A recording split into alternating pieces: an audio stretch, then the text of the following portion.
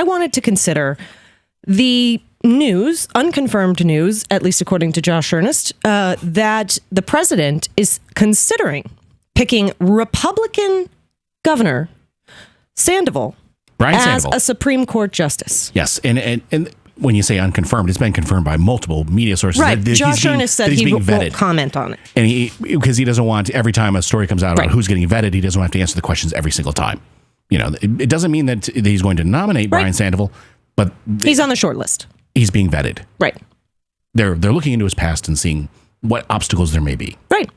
And I have a few. You have a few. Some people are coming out and saying, "Oh, this is a great bipartisan, consideration." Blah blah blah blah blah. And the liberal groups, the progressive groups, are kind of like, Scooby, huh? What's going on here? Why are we considering a Republican governor for a Democratic president's Supreme Court choice? In fact, there's an article over at The Guardian by David Smith.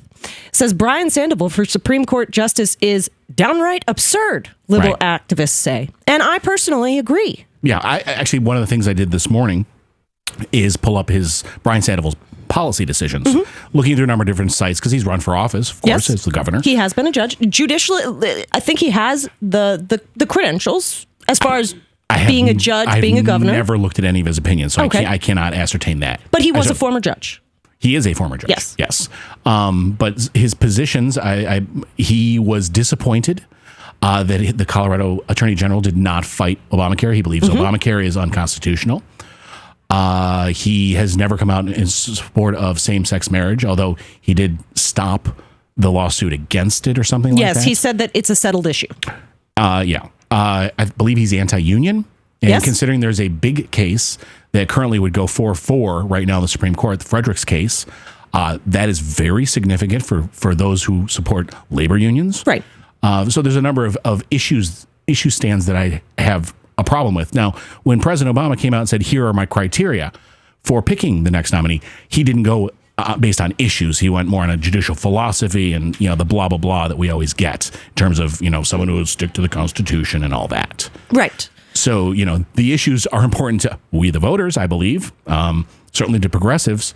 I don't believe that the president's necessarily looking at that, but go ahead. No, I don't want to get bogged down in the details of Sandoval's policy positions or opinions on one side. No. I think it was important to touch briefly on them, but I don't want to, sit and debate each and every one, because at this point, he's just a name in a hat. Sure. But it does beg the question of WTF. Would this why would this name be even in consideration? Is it the chess versus checkers argument? Is it President Obama trying to beat the Republicans at their own game? Fine, you're not going to appoint or have any hearing on a nominee. I'll offer you a Republican. Right.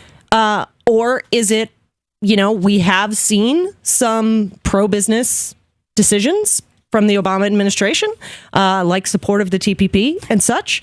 Is it in line with his earlier positions, or is it just, hey, the name was floated, don't put too much thought into it?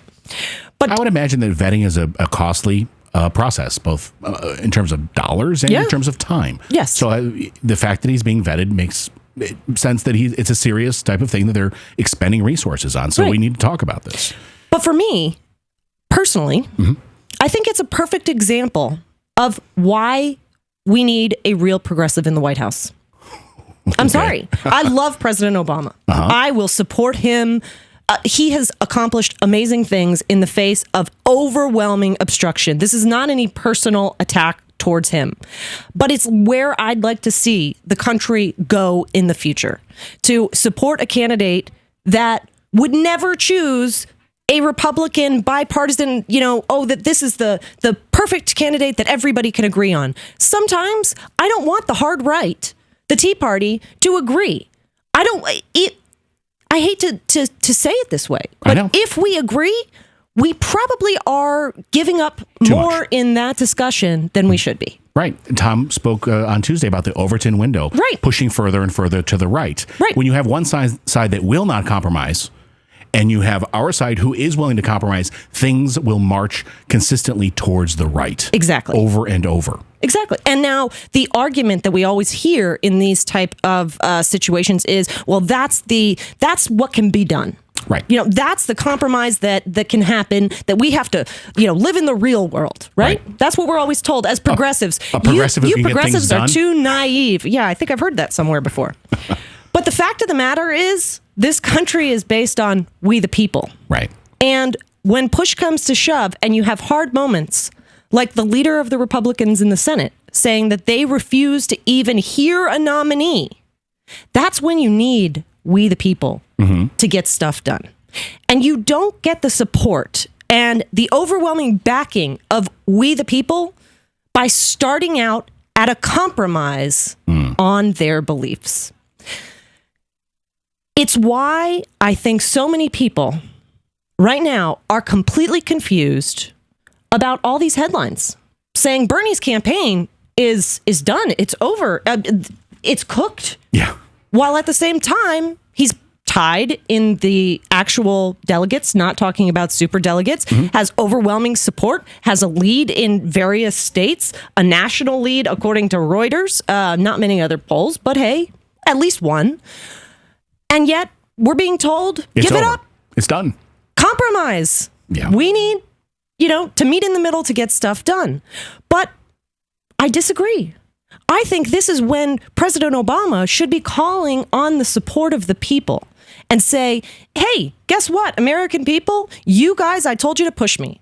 If you want a real progressive, if you want another Ruth Bader Ginsburg on the court, you better get busy calling your senators. You better be on the phone to Mitch McConnell day in and day out, telling him that you will not rest until he agrees to support the president's pick for Supreme Court.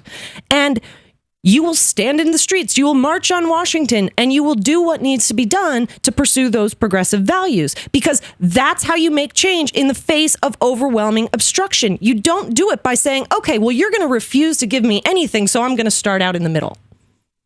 Whoever gets the great deal at the flea market that way? Nobody, to my knowledge.